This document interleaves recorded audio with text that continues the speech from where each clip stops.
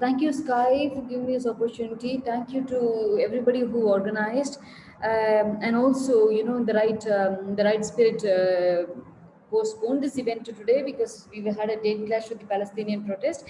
I'm very happy to see somebody I look up to, Preti Taneja here. So I'm happy to be reading alongside here, and I want to dedicate my poetry reading today to the political prisoners in India, because even as we speak about the pandemic, I think what's happening to them is a very burning issue.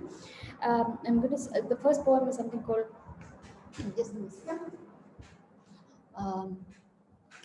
We Are Not the Citizens, and it's based on a Tamil poem from the 7th century, where there was religious persecution.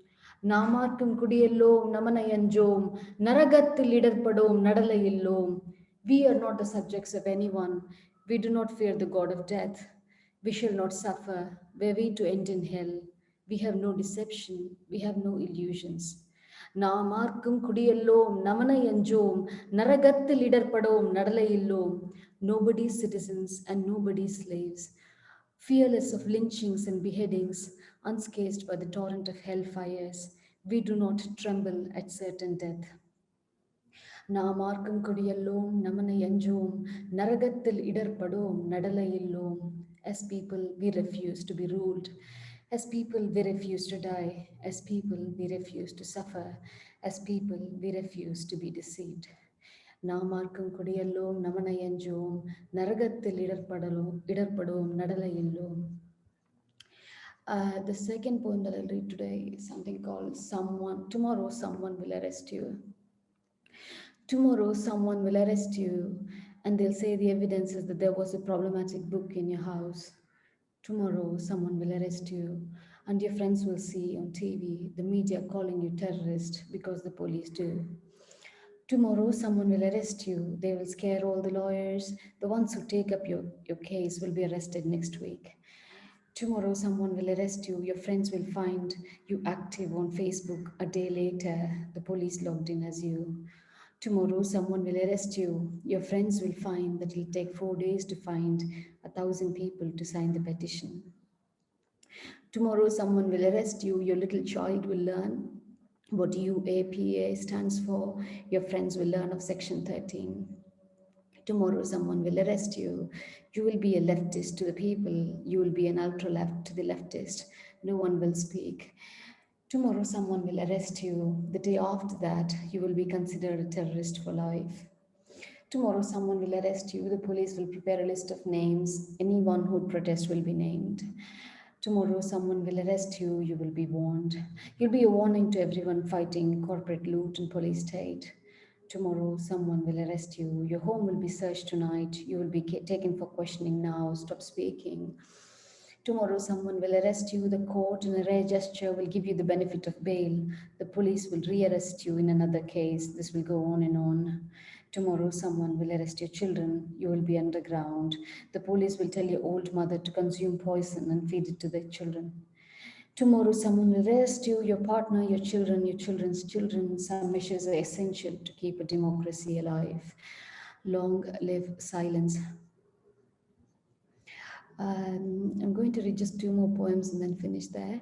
So one of this poem was written in the aftermath of the Hathras gang rape incident. And because especially in the last 7 years of Modi's rule, there's been an increase in the number of violent crimes against women and children. Rape Nation. In Hathras, cops barricade a raped woman's home, hijack her corpse, set it afire on a murderous night, deaf to her mother's howling pain. In a land where Dalits cannot rule, they cannot rage or even mourn. This has happened before.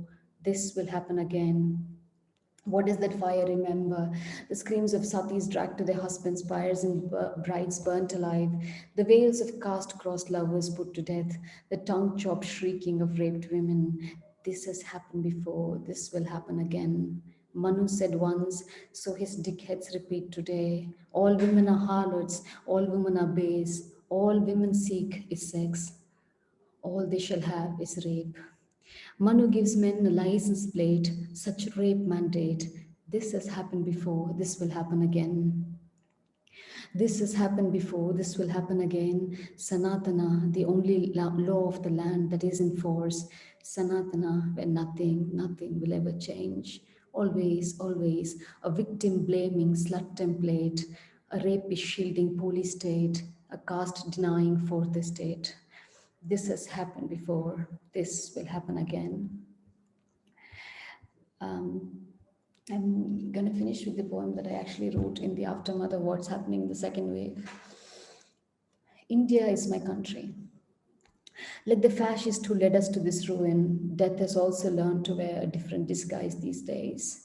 No heavy as sorrow, rose marigold islands, no one tying up the corpse's big toes together, no one folding their rigid hands as if in prayer, no one wrapping them up in fresh silk clothes, no freezer boxes attached to power outlets, no one spraying eudiclin so the dead keep fresh through the wake, no one stuffing the ears and nostrils of the corpse with cotton balls, no one fussing about with a coin on the dead one's forehead, no women singing dirges, no women beating their breasts or tearing their clothes, no steady stream of visitors, no howling cries that ripple through the room, no bossy men to say women and children cannot come to graveyards. No cousins poking you in the ribs and saying the next body will fall in your home. No booze, no funeral drums, no pallbearers, no coffins, no vicaricy. None of the hysteria we came to associate with death. None of the collective catharsis. None of the never ending tears. Only the endless sight of anonymous corpses wrapped in white plastic streaming out from ambulances, a lone relative who builds the pyre with a lot of help, rows and rows and rows of open air pyres with wood mercilessly piled close together to contain the flames, unrepentant fire and ash, cremation workers moving around in the smoky days, recycling the wood that has not had the heart to burn. On this last journey, no mortal remains, no farewells, no last words. We mourn for the dead, we mourn for our numbness. We mourn for the lost pride that let us say each day, India is my country. And now we feebly add, my country is a crematorium. Thank you for giving me this chance.